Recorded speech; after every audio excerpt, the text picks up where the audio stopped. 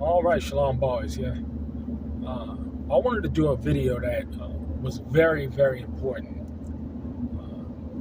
near and dear to my heart, and something that we all need to understand so we can get the proper order and perspective when it comes to these matters and when they come up, because they are going to come up. And that is the matter or issue of, how do we deal with elderly? How do we deal with, our loved ones, whether it's our mother, father, grandmother, grandfather, aunt, whoever it may be, that may be in a situation where they're getting old or they're disabled. How do we deal with that situation, being that we're in the country and our loved ones who may not have come to the knowledge of the truth,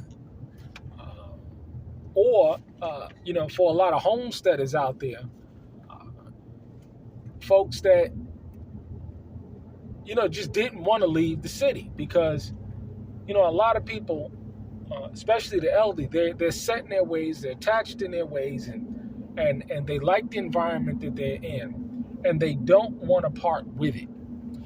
However, it will come to a time, unless they just croak where they are, where they may need care. They may need some extra attention, and they can't do it where they are. They need some type of assistance. And in this day and age, the last place that you want to do is you want to put a family member in is an old folks home, especially if they don't have any assets, they don't have any insurance, they don't own anything.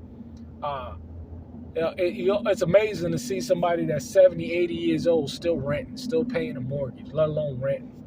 But that's the situation. A lot of people are destitute. We have a retirement crisis on our hands. And what are we going to do with these people? I'll give you my take and the solution on this, because I was recently speaking to a brother who's going through this. And a lot of people are going to go through this again, whether you're a homesteader or you're in the faith and you've decided to move out into the country and leave all your friends and family in the city. So here we go. If someone is disabled, mother-in-law, father-in-law, whatever it may be, and they are relying on you to offer them care, they're going to have to sell this shit and move to where you are.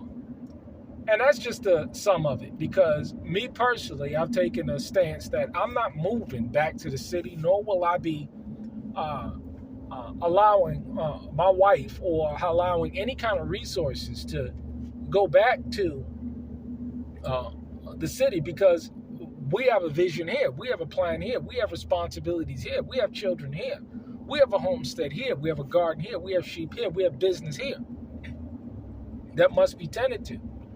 And if people didn't take the heed and the warning to get out of the city, there's nothing that we can do about that. But should it arise that they get sick and they need care, listen here. We have an extra cabin. It has AC. It has electricity. It has internet access. You can watch your shows. It has heat. You have access to facilities for cooking, washing, whatever it may be. And you will be there, and you will live out your days there. You will be taken care of and provided for, because I understand what the scriptures say about being there for the elderly and the widowed and the needy. They should be taken care of. I firmly believe that they shouldn't be left out to suffer. However, at the same time, they're going to have to sacrifice whatever situation that they're in, whatever attachments that they have. In my situation, but I don't care who it is, whether it's my wife's side or my side of the family. If you're in a situation and I'm the only option for you, you will be conforming to what I will be putting forth. Why? Because you have no other option. So therefore, no one is going to be dictating to me what I'm going to be doing with my time, energy, and effort resources when you are totally reliant on me as an individual to live out your days. Now, I know that may sound kind of harsh to people because this is grandma, grandfather, mama, dada, auntie, what uncle, whatever it may be. If out of all of the people that you know, I'm the only person that you're relying on, then you will be told what to do. You will be placed in a situation where you're nice and comfortable, that we can care for you, where we can take you to your doctor's visits if you need to go. You can spend time with your grandchildren, the grandnieces, grandnephews, so forth and so on. But I won't be uprooting my life to accommodate you while you're in the city. And that's pretty much what you need to be telling your family members, whether it's homesteaders or people on the faith. That's how that needs to be going. You need to be drawing down their accounts, taking their resources to assist, to help them out until they transition. But that's just what it is. That's just how it's going to be. In my house, it ain't going to be going no other way. But, a brother, he said that he was going through this and the insight that I just now gave, and I said I'd do a video on it. He said it just gave him perspective because, you're dealing with the wife and she wants to go and spend time there and all of this kind of stuff.